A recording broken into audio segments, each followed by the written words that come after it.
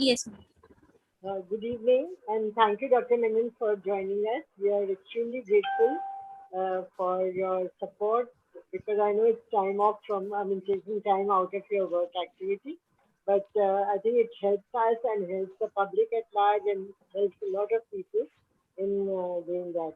So, Dr. Menon is a MD medicine from Sage Medical College and KM Hospital, Mumbai. And then he has been a professor in Tata Memorial Hospital, and now he's a senior consultant with the Psychosocial Cancer Hospital in Bangalore. And he's a recipient of many prestigious awards.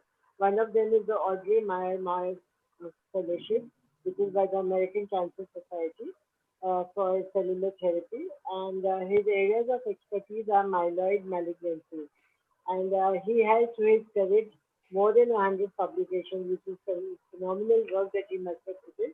Thank you, Dr. Nilan, again for being with us. Thank you. And Thank you. Thank you, Vandana. we have Yeah. Dipesh Tank with us. Dipesh is, I don't know if you've heard about people who are helping rowdyism on trains, chain snatching, helping girls who are getting traumatized because of various things. So, education in the Mukhada village and all. So, Mukesh is, Dipesh is anywhere where you think that there's a problem, and Dipesh will go and try to troubleshoot it and help it. But here he is in the capacity of a COVID warrior. He had COVID some time back, and I think his parents also were affected by it. And then this hesitancy once the vaccine came in, whether he should have or not have. So to start with, maybe we'll ask Dipesh to share his experiences on COVID and his thoughts on vaccines.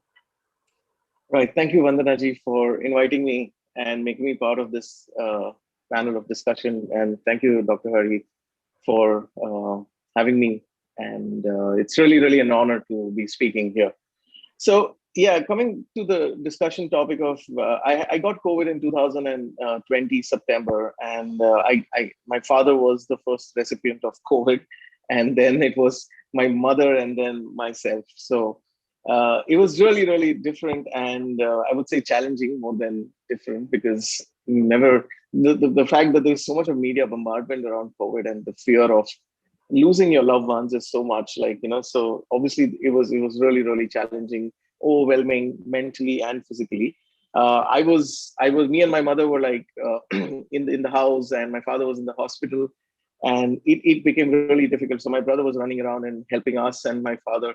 So that was really, really very challenging. And unfortunately, COVID is one of those disease or pandemic that actually isolates everybody, like, and it's scary, because there's no other disease that actually isolates you, like, who puts you like alone in a room where there's nobody with you, and you're going to be there for like months, or even like at least more than 15-20 days.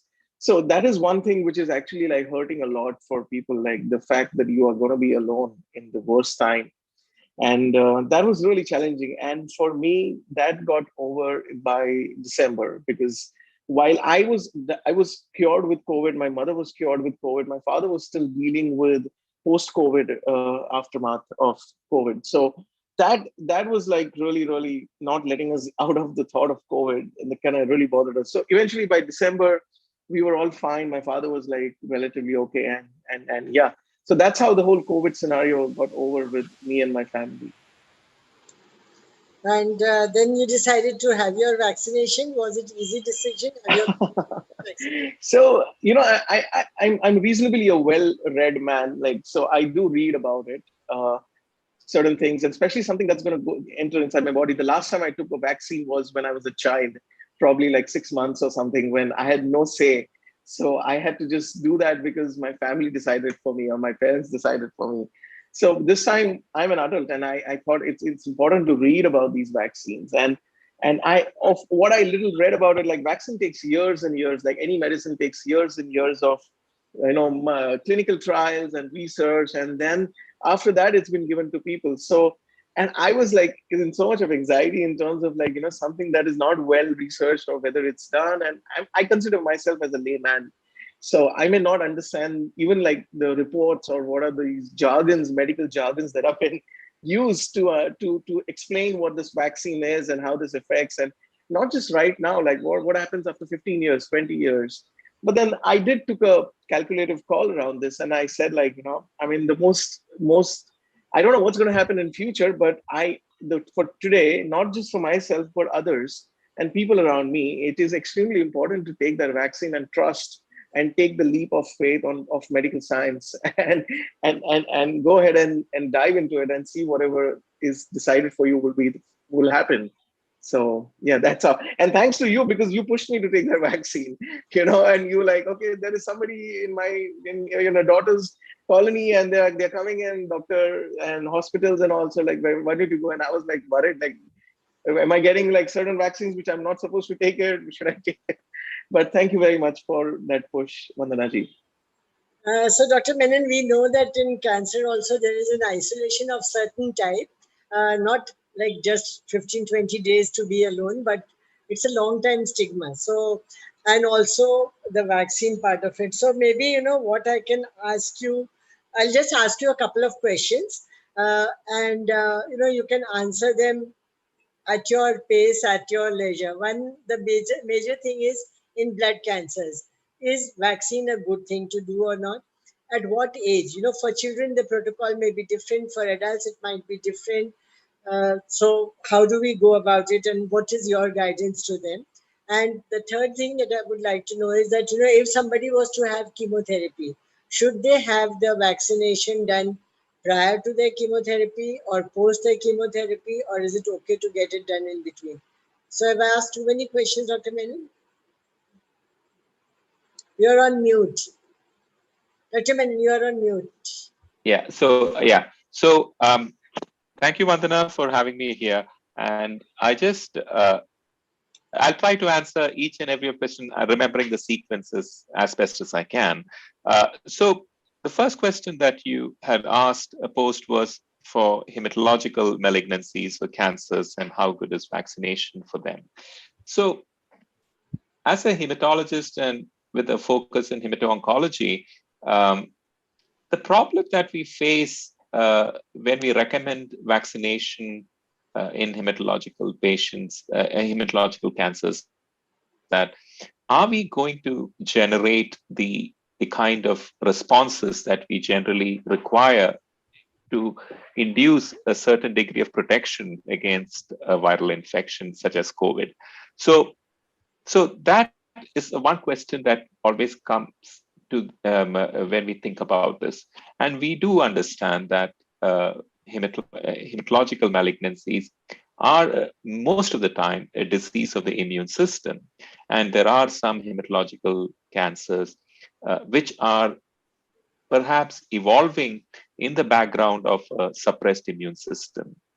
And that is true for some of the lymphoid malignancies, particularly some of the malignancies that like chronic lymphatic leukemia, we see in the elderly population, where we know that intrinsically they have some sort of a paralysis of the immune system, and they are not able to mount a response when we give them a vaccination. So this has clearly been shown over the ages, and now particularly so in some of these studies that have been looking at specifically hematological malignancies.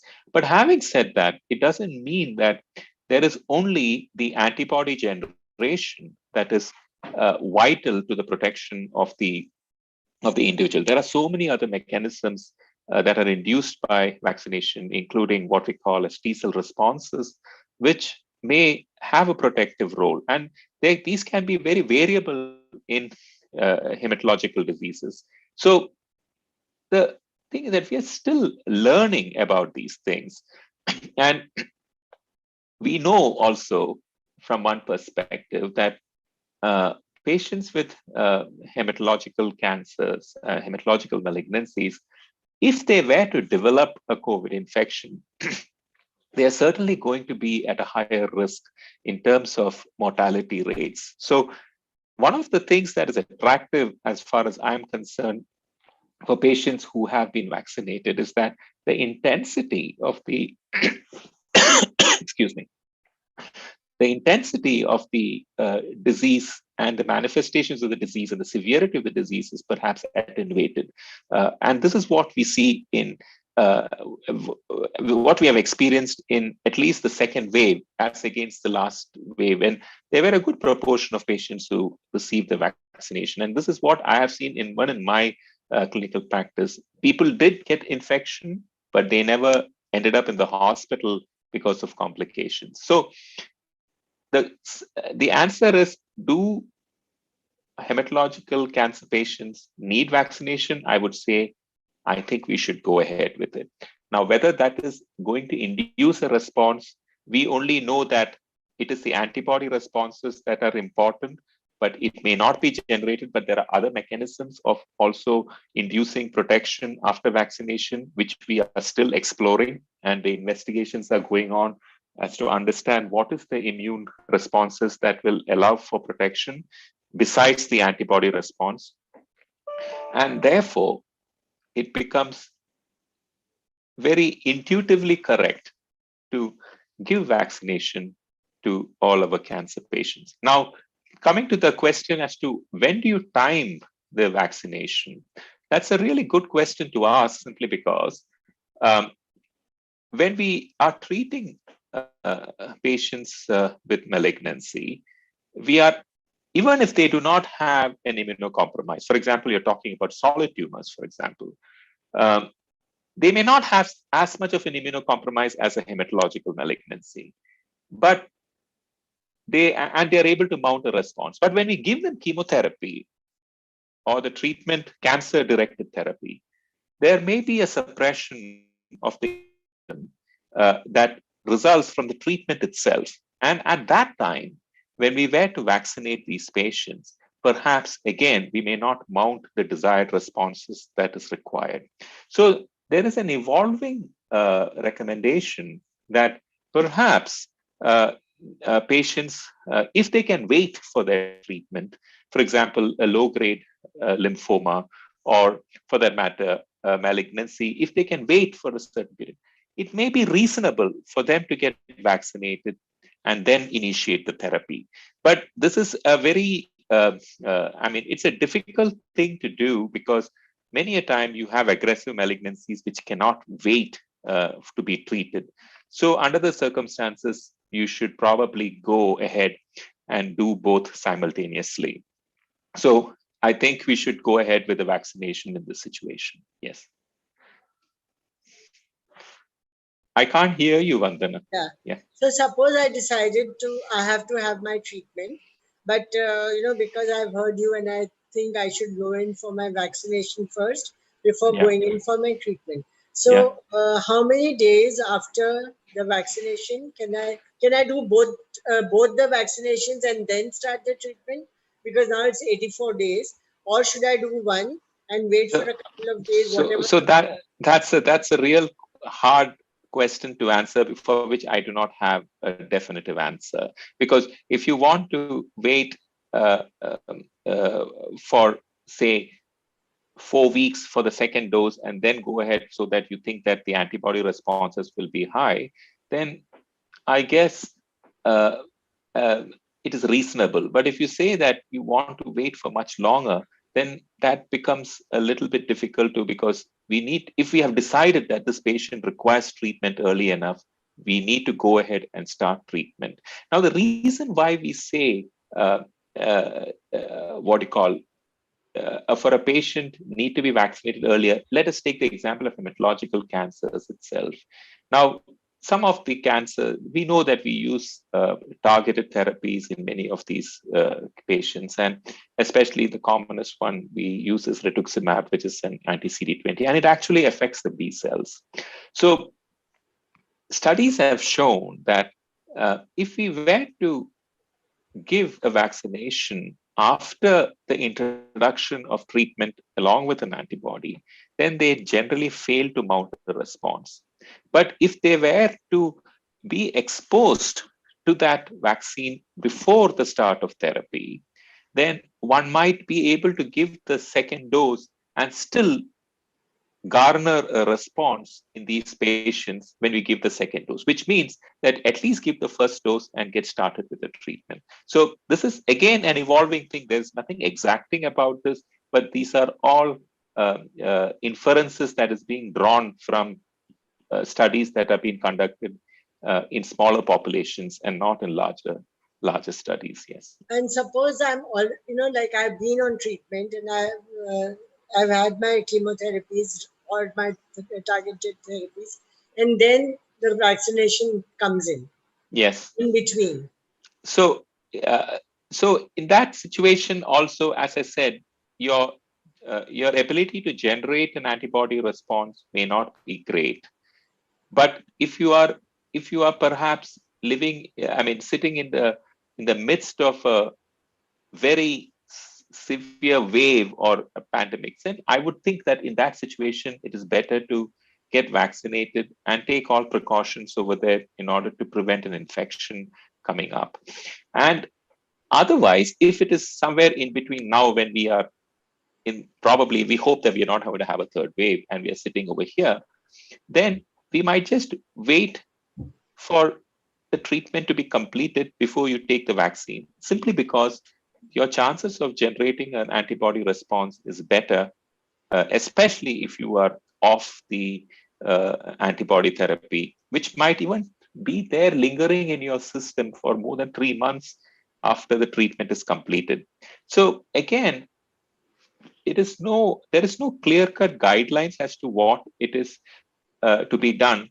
So what I tell my patients is that if there is a if we feel really worried and always thinking that okay, we're going, you might as well take the vaccine, because uh, the wealth of evidence, at least what we have derived in the last 6 months or so, is that patients who have had their vaccination have definitely had lower intensity of infection. So if you look at the data, the uh, hospitalization rates and including mortality rates in patients who have had COVID infection after vaccination is extremely low, extremely low. Yeah. So in fact, hospitalization has been less than 9% in patients who have received their vaccination. But this will also include normal population, I would say. But even in cancers, I think it should not be too far behind. So I was just looking at uh, my patient cohort, which were only patients who were with hematological malignancies in the last 1 year or so. And I was surprised to see that there were more than 45 patients who were affected with COVID infection, and most of them were vaccinated. And except for uh, 2-3 patients who had very severe comorbidities, none of them actually had to be hospitalized during the treatment. They had mild infection, but went through with it without any major issues. Yes. So, Dr. Menon, is there a difference in solid tumors and blood cancer vaccine processes? So, And one more thing before yeah, you, yeah, before yeah, I, yeah. and also, are all vaccines good or Okay. Yeah, yeah. for blood cancer patients? So definitely hematological cancers have a disadvantage in that they are intrinsically having a deficient immune system. So take for example, the example of myeloma patients. You look at them; they have what is known as a sort of a paralyzed immune system, what we call as immune paresis, that is there. If you look at the chronic lymphatic leukemia patients, they are intrinsically have an inability to generate antibody responses to a vaccination process. Um, uh, of course, when we talk about many other myeloid leukemias, perhaps as compared to the lymphoid malignancies, the myeloid malignancies are perhaps a little better off in terms of their immune status.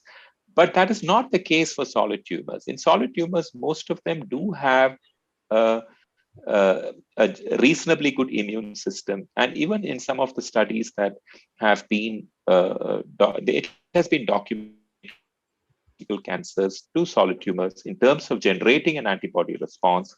The solid tumors definitely had a much better uh, response as against the hematological cancers. And even when they looked at a cohort of hematological cancers, I think if I'm not mistaken, about 67 odd patients, it was conducted in the UK. About 47% of them did not mount a response to to the vaccine at all. But having said that, we know that the vaccination process itself will not induce a problem, but if it were to generate even some sort of a antibody response, it may be protective.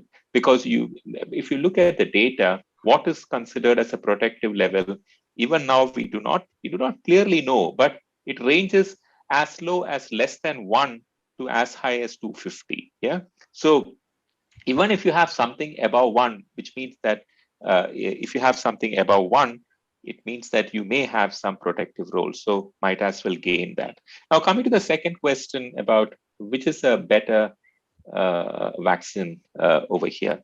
Actually, we are deliberating too much on this. And also there is so much of attention in the media as to this vaccine produced a 50% response and the vaccine produced a 70% response. After second dose, you had a 75, 80% response, 90%. To me, actually, it is the response that matters. It is not that if you have a higher level of antibodies, you're going to have a better, but you should have some antibody level to prevent a fulminant infection over here. So from that perspective, most of the current vaccines are able to generate that set of vaccines ranging anywhere between 50 to 90%. So if you look at, and again, what is the antibody responses that you're looking at? Most of the vaccines today are looking at generating antibodies to a specific component of the virus known as a spike protein. Yeah, and that antibody responses is what is supposed to be giving some sort of protection. But there are other responses also I had alluded to earlier in terms of the T cell responses and so many things that contribute to the antibody responses also. And that is important. So generating an antibody response is important, but that is not everything.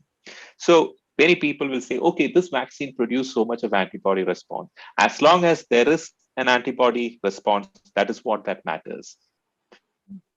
So, while we are talking about antibodies, Dr. Menon, what happens is like, suppose I am a cancer patient and I am on treatment, and then maybe I've had COVID for whatever reason.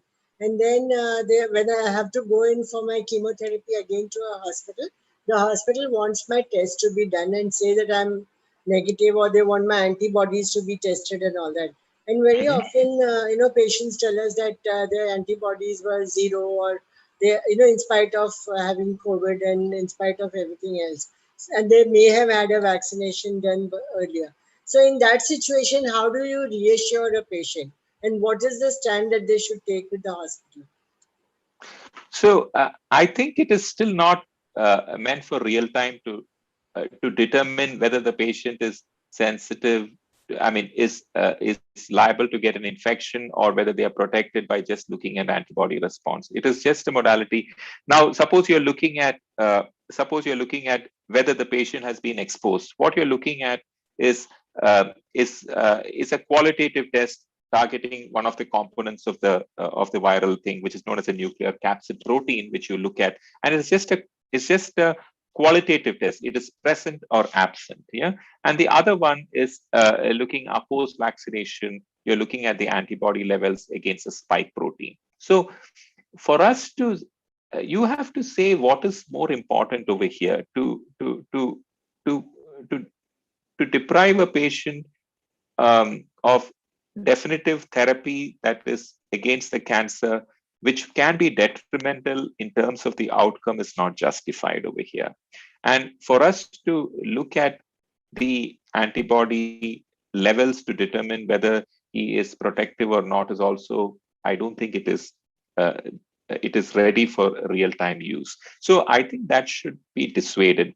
The other aspect is whether the patient is actually having COVID. If he's asymptomatic, there is really no need for us to do a COVID testing, though there can be some patients who can be asymptomatic, shedders, as we call it, and they may not be truly having an infection. So if you're symptomatic, then giving chemotherapy at that time, if you do have a COVID infection, may be detrimental. So we may want that infection to clear before we start. But for an asymptomatic patient, I don't believe that we should be doing these antibody tests to determine whether they should go in for treatment or not. You're muted. Yes. So how long can the gap be between, the delay? How much can you delay a treatment if somebody's got COVID positive? Yeah. Positive. So generally, we give that 14-day period, and once they finish that 14-day period and they are asymptomatic and they do not have anything, we ask them to go ahead with their next dose of treatment if they are in the midst of their treatment cycle. That's what we have been doing over here. There's no meaning in us delaying it indefinitely, because that can compromise the outcomes of the cancer outcomes itself. So the maximum we do is to give about 3 to 4 weeks gap for the recovery, which means roughly, if you're talking about most solid tumors, or for that matter, even chemotherapy, it means that it's about missing one cycle of treatment during this period. Yeah. So then after the 14 days, do they need to do a RT-PCR test again? Generally, there's no recommendation to do RT-PCR to prove that it is positive or negative. You just go ahead if they are asymptomatic. Yeah. Okay, so that 15 days is okay. Yeah, that's what generally we do, a period of about 14 to 15 days too. Okay. Just now, Dipesh was mentioning that he was in isolation and he was by himself, and he had a lot of psychosocial issues while he was there. So I'm sure our cancer patients go through the same thing. Oh, yes. Is there any particular thing that you want to tell them about the psychosocial aspect and also the diet, while they are there? Because I think most of us are concerned about our diet. What is the best diet to have? As it is for cancer, we think about it. And cancer and COVID combination will become like a deadly combination. So, honestly, we don't, unless they have any comorbidities in the form of diabetes, or for that matter, you have hypertension where you don't want any excess of salt intake, etc. I don't think there is any need for us to restrict any form of diet. We just ask them to keep themselves hydrated well and take adequate food, whatever is the food of their choice, without any restrictions as far as that is concerned. There's really no need to do that. Even in cancer patients, I do not advise any strict restrictions on the diet. As long as the food is clean and as long as the patient does not have any other comorbidities like diabetes, etc., where you may want to just be a little bit more strict in terms of the food that you choose, I only recommend that you eat something to keep your nutrition up in whatever way it has to be. We spent a lot of time saying that, okay, we should have less of carbs, you should have less of protein. My mantra is that you eat whatever it is so that there is some nutrition coming in. Yeah. And, Dr. Menon, you must have seen so many WhatsApp messages going around about different waves that are coming, different things that we are doing. Different information that is passed on due to that. And I'm sure it makes all of us anxious. Dipesh, would you like to say, were you anxious with all these messages that came around? Of course, like anybody else who would be like concerned about people around you, because one of the major, I'm sorry, am I audible? Yes, yes, you are. Yeah, so it is definitely scary, because I remember I got COVID in the first wave, and it was so traumatizing to see your family members, and that was like more personally to me. But second wave was more emotional to me, because I was like coordinating with people, with friends in hospital beds and oxygens and remdesivirs and Tosil and all of these injections and medicines and stuff like that. And it is so overwhelming, because there were times that you've almost found a hospital bed after like 6 hours of search, and the patient has reached to the hospital, but he's no more. So you've never been into a situation like these. Like in last 36 years of my life, I've never seen a situation like this. This is like worse than a war kind of situation, in my opinion, because at least in war, there are people next to you holding your hand, like praying together, being with you, supporting you, guiding you. Like it's gonna be fine. And just humans we have to deal with, right? Here's your so-called enemy is not even something that you can see it in front of you. So for me, while I'm concerned about this, that yes, we are done with the second wave, and there are experts saying that the third wave is anytime soon. I'm just hoping that it doesn't harm and doesn't affect us as bad as what it was in the second wave. So, Dr. Menon, what would you say? How should like a cancer patient, a blood cancer patient needs to get information? Naturally, you have, because I remember when the COVID had started, there were patients who were telling us, for us, it's like, either we die with cancer or we die with COVID. That was the situation that they were, when it had just started, because there was so much of uncertainty.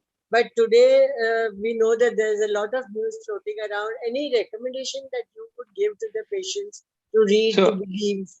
So I think that the media and so many of the social media, etc., have been very trigger happy in spreading a lot of information which have not been validated at all. So individual experiences are the worst kind of things that needs to be accepted. So my advice is that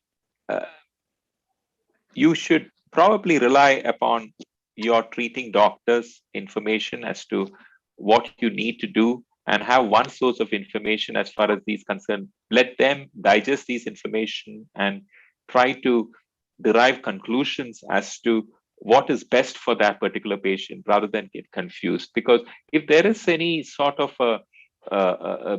sort of concerns regarding some particular thing which may be related to what you are going through, then it is best for you to discuss it with your physician, with your doctor, with your oncologist, your hematologist colleague, hematologist, to try and understand what it is, rather than keep it in and think that, okay, this is what may be the cause, and when there may be nothing associated with it. Yeah. So I have any number of times, for example, you look at this, one of the things is about the type of vaccines. They say this vaccine is better, that vaccine is better, and also the paranoia that has been associated with vaccine related side effects, which have actually deterred people from going ahead with vaccination.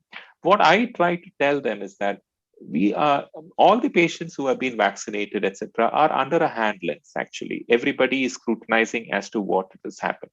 I have an interesting anecdote to say when, and I like to say that, for example, when the initial vaccination processes were begun, it was mainly for the health workers, and there was this concern that, and there were everything floating around saying that, okay, what is it? This doctor died because of a stroke. This person died, had a clot. This patient had a myocardial infarction. All of them were vaccinated at some point of that time because of the effort to vaccinate the healthcare workers. Now, if you were to scrutinize these people and say that, oh, this is because of the vaccine, then it is a wrong thing. Because if you look at the general population, if for example in Karnataka, it was a news item which I found rather nice, because it was saying that if you look at the number of doctors or health workers who are dying normally every day, it's about 2 to 3 every day because of a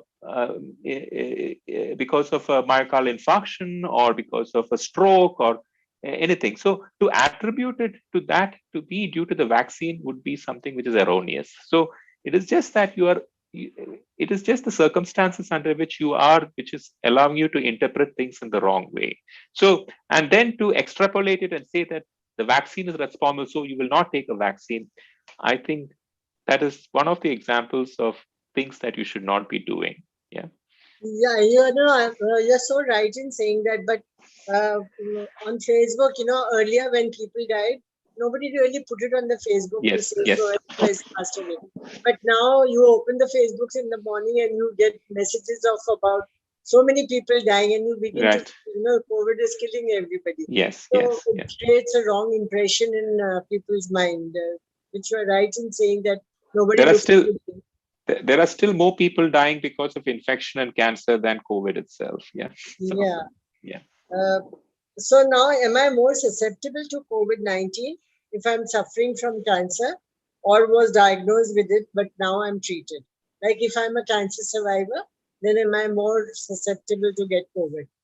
If you're not vaccinated, you are. It's not like as if you are more susceptible, but as I told you, again, it boils down to your immune system. Your immune system may not be the best. So any patient who is having a compromised immune system may have a more severe infection under the circumstances.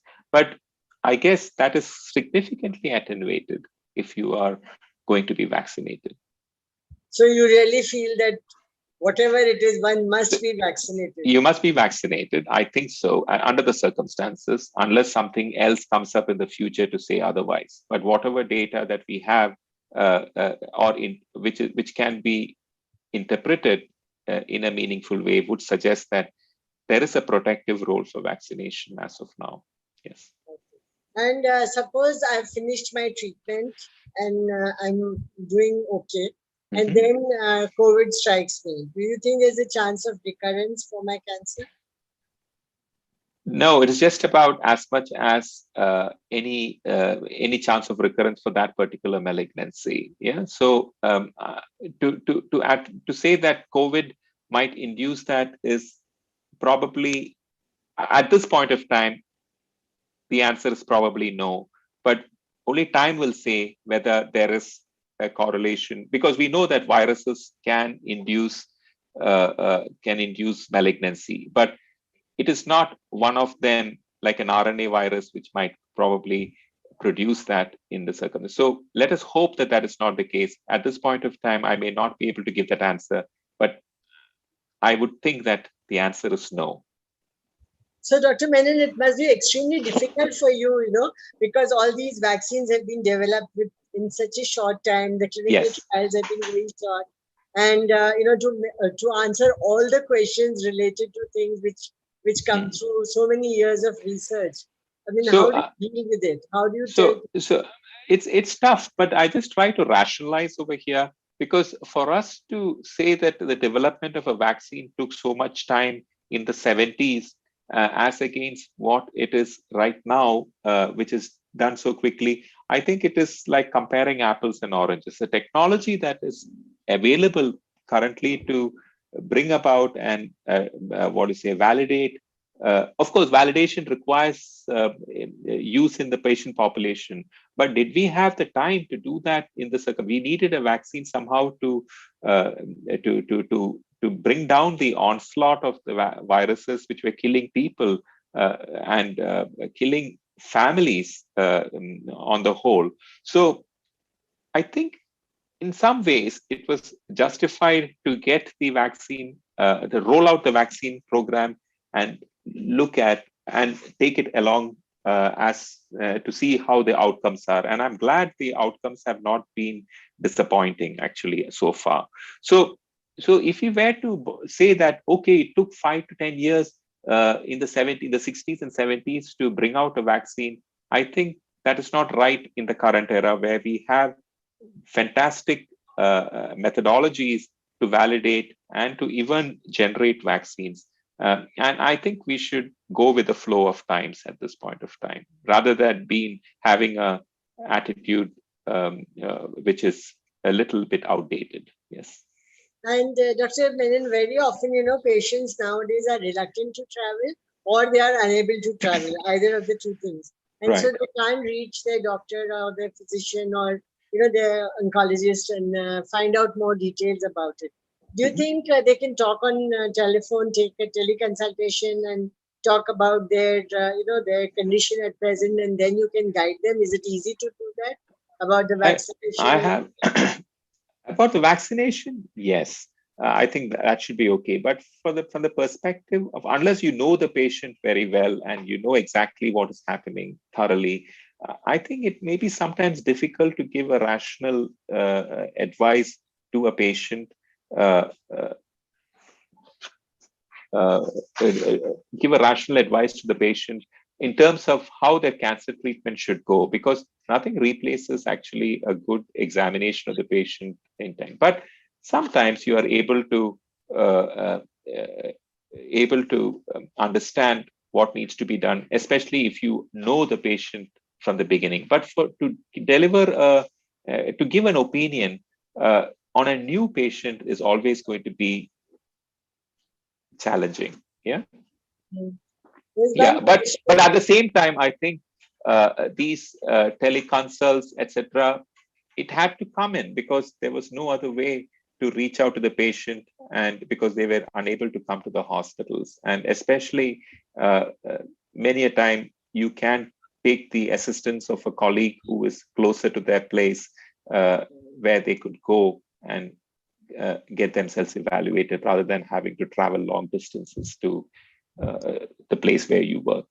Yeah, some of the patients have really appreciated this, that the doctors have been very cooperative and they have helped them in finding somebody nearer to their homes where they could go easily rather than be in the suspense of not going and delaying treatment and other Right, things. So right. they're actually extremely grateful to the doctors for that. Right. There's one question which says that people with cancer are, if they are vaccinated, they can be vaccinated, but are they protected by that? Come again. I come again, Vandana. I just. Actually, after vaccination, I mean, you can vaccinate somebody, but Uh, are they protection? They are protected or not? the vaccination. Mean to say the vaccine protects the individual? Is that what Yeah. you mean? Uh, as I said, yes, certainly at least it decreases the intensity of the viruses. I mean, viral infection, especially in the case of COVID. That's what we have seen.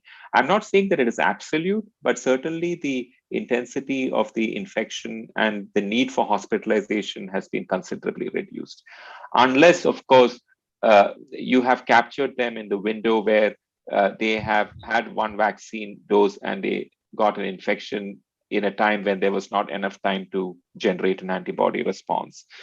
So that is going to be there. But the bottom line is that never give up on the precautions that you need to take when you have been, even after you have been vaccinated. So, which means adequate precautions in the form of masking yourself well, and wherever possible, having some sort of a distancing, hand washing, which will help in significant way. So, it is better to be careful than trying to think that okay, I have been vaccinated and I'm protected. Yeah.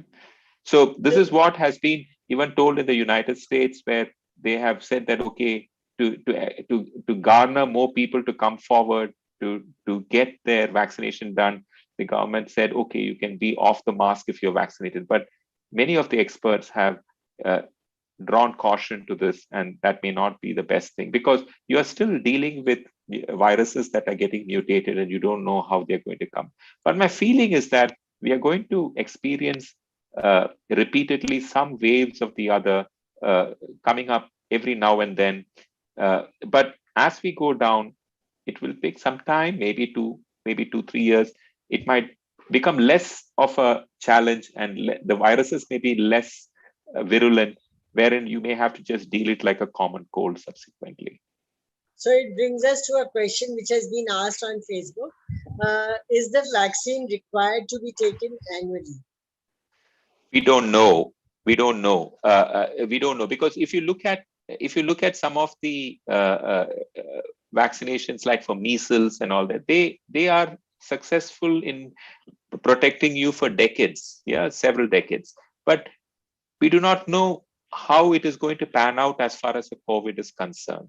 As of now, I think it will evolve, and it depends upon how your antibodies are still going to be. So there may be the review. I mean, as assessing the antibody levels may come into play over there for us to do a vaccine. For example, if you're taking a booster for hepatitis B vaccination, if you're taking a booster, sometimes we look at our antibody levels to see whether we need the booster or not. If there is not sufficient levels, then we give a booster to just pick up the antibody levels. So I think there is something like that which might come up for COVID too. And I also feel that there may be a change of vaccination or the vaccine that may be required in the case of COVID-19, because they are constantly being mutated. And like influenza vaccine, you probably may have to have different types of vaccines that have to be generated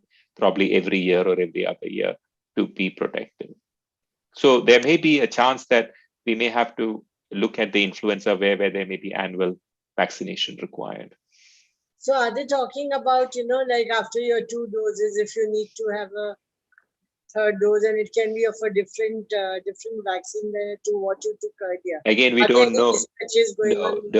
No, we don't know. But I guess if you're looking at just generating the anti-spike protein, then it may be enough to take any of the vaccines that are available. But you would prefer to take the same vaccine every time rather than switch over to another one. Yes. There's one question which says, can blood tests determine immunity after a COVID-19 vaccine? So, as I said, one of the ways to look at is to look at your antibody levels, but it's not the most perfect way, because you're only looking at one specific antibody, which is a spike protein. There are various other antibodies, like other neutralizing antibodies, which we are not really assessing. So you may just have to require only a small quantity of those neutralizing antibodies to have protection. And you may have a lot of spike antibodies in terms of the spike protein, which may not necessarily give you protection also, though it is felt that it is the anti-spike protein that as anti-spike antibody that actually allows for the protection against COVID in several ways. So I would think that is again very much evolving, and I think probably in another year's time or so we may have an answer to that. There are studies going on as far as that is concerned, especially in patients who have cancer and hematological malignancies, where there may be a need to vaccinate such individuals. For example, I was reading an article from one of my colleagues who they're conducting a study in the United States, especially for myeloma patients, and they're looking at the samples of these myeloma patients and looking at their immune status and how well they are mounting an immune response, looking at every aspect of this in the cells, be it the B lymphocytes, the T lymphocytes, or the natural killer cells, and so many things, to see what is the immune status in these patients at various time points to determine, is there a drop in their immune status that will make them susceptible to an infection such as COVID. So that is evolving, and perhaps maybe next year or so we may have some answers to that. There's one more question: stem cell transplants during COVID outbreak. So we see, when the COVID happened, we were not prepared for it, and it's completely overwhelmed. So we put a full stop to everything. Then that was the case in 2020, where not many people were doing transplants. So but that has not been the case, as we have understood that, especially autologous stem cell transplant, which is nothing but giving intensive chemotherapy in these patients, and the duration of the treatment is also very defined, and you have immune reconstitution soon enough, maybe in about 3 to 6 months time. So if it is required, I believe that we should be going ahead with such procedures without too much of a problem, because anyway you're doing it in isolation, and you take adequate protective methods to prevent an infection from coming in. Where it is needed, it needs to be exercised, because it is maybe at times important in better control of the disease. The same may not be the case for allogenic stem cell transplant, but sometimes they can be the only way to cure the patient. So we should not be, just because there has been COVID infections in the background, I don't think it should be a reason for us not to do what is required for the patient. So Dipesh, you heard all this, and I know you are not fortunately connected to cancer directly in any way. Uh, what will be your take-home message now that you know you're working with weekend and you're interacting with patients? Whatever Dr. Menon has said, would you like to say how you will convey to a blood cancer patient? So So for me, like my father was somebody who went through. There was a tumor in his pancreas, and we had like about a month of uh, going intense, running around at Tata Hospital, and thankfully it was not malignant, and he's fine, and there is no chemo that was needed for him. But apart from that, I have been working in some of the other capacity with Tata Hospital, with so many patients coming to Mumbai who are not from our city, trying to seek help, in a completely unknown city. So I more or less understand the suffering is not the right word, but like the worry of an new person who's come to the city. So yeah, I just feel like it is extremely important that we understand the enemy before, even if it's not with you. Like the fact that blood cancer or the word cancer is so scary for an average person, that like even if I speak about, let's join the webinar on like what blood cancer has to say and understand what blood cancer is, people will be so resistant. Like they will be like, no man, I don't want to hear it. But I think it's important to understand, like even if you don't have it or you're not closely connected with it, but it's important to understand, like cancer was, like in my opinion, the second uh, worst disease before COVID, like in terms of the kind of media attention that it has created. And it is there, like so many people within our societies, we know that are frequently getting cancer due to lifestyle or due to hereditary diseases.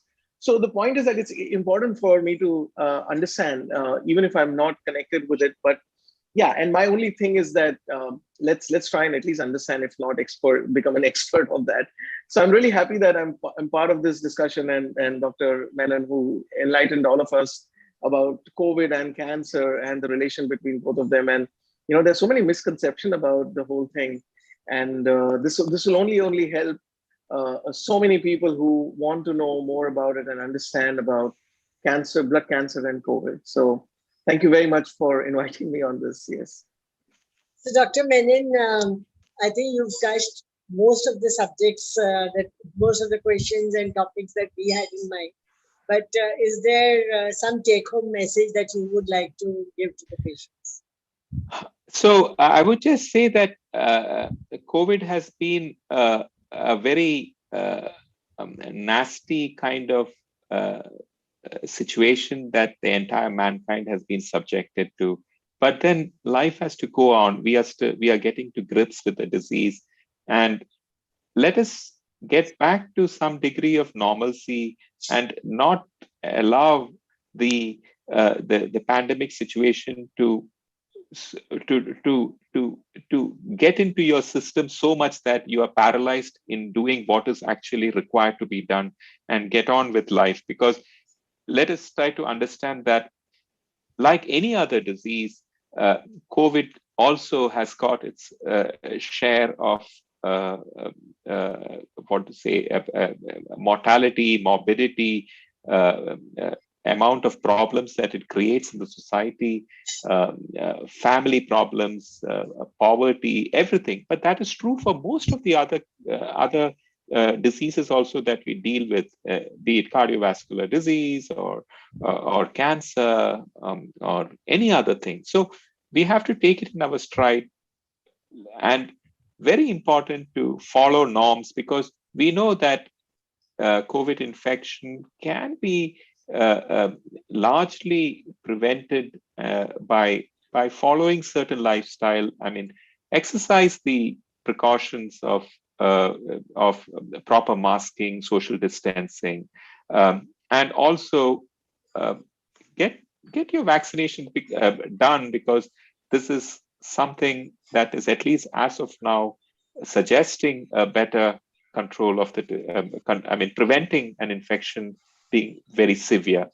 And never forget that all these things are going to keep coming, and we just need to deal with it and get on with our life. So let us not step back and say that, okay, we will wait for this to resolve before we, especially when we're treating cancer patients, because cancer will not wait, and everything depends upon capturing the moment and getting the patient treated, because I firmly believe that we can cure many more patients in cancer than any other diseases in medicine. Yes. So, thank you, Dr. Menon. I'll just sum up a little in Hindi because there may be some people who are listening to us in Hindi. Dr. Menon का कहना यह है कि blood cancer जो है उसका treatment अलग हो रहा है और कोविड का ट्रीटमेंट अलग हो रहा है. तो अगर हमें कोविड का करने की जरूरत पड़े तो उसका हमें करवाना चाहिए, पर ये नहीं करना चाहिए कि हम ब्लड कैंसर को पीछे कर दें. हमारे लिए ब्लड कैंसर का महत्व उतना ही है जितना किसी भी बीमारी के लिए है, और हमें ये मानना है कि कोविड जो है वो शायद कभी चला जाएगा, लेकिन कैंसर किसी के लिए इंतजार नहीं करेगा. तो इसलिए कैंसर के ट्रीटमेंट में देर नहीं होनी चाहिए. वैक्सीनेशन जरूर ले लेना चाहिए क्योंकि वैक्सीनेशन से हमारा प्रोटेक्शन होता है, ऐसा माना गया है.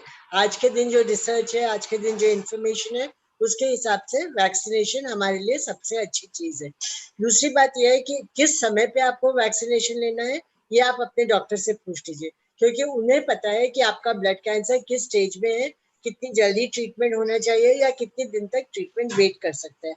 अपने आप ये डिसीजन मत लीजिए और आसपास लोगों से बात मत करिए. Doctor should be your prime contact and वो ही आपको सब सही बताएंगे, क्योंकि ना आप गूगल पे जाइए ना आप लोगों की बात सुनिए, पर जो आपको इलाज जिनका जो कर रहे हैं वही आपको सब सही बता सकते हैं. और वैक्सीनेशन के बाद सबसे अच्छी बात है, फायदा हो या ना हो, लेकिन आपकी जो बीमारी की इंटेंसिटी है कोविड की वो कम हो जाएगी. ब्लड कैंसर के बारे में नहीं बता सकते कि उस वैक्सीनेशन का उससे कोई संबंध है या नहीं है, लेकिन अगर कोविड होगा तो आपकी इंटेंसिटी या उसकी जो क्षमता है वो घट जाएगी. और जो बेसिक प्रिकॉशन है, मास्क है, हाथ धोना है और डिस्टेंस रखना है, वो तो जरूर करना ही है. Anything? I hope it's okay, Dr. Menon. It's perfect. You summed it very well, Vandana. Thank you. Yes. Thank you very much, and thanks for being with us. Oh, my pleasure, and thank you for having me. Yes, thank you. We're so grateful. It's always a pleasure. Thank you, Dr. Menon. And thank you, Dipesh, for your insight. Thank you, Dipesh. Thank you, Dipesh. Thank you very much. Thank you, Dr. Menon. Thank you very much. And for all the service and good things that you're doing. Thank you. Thank you so much, Dipesh. Very kind. Thank you.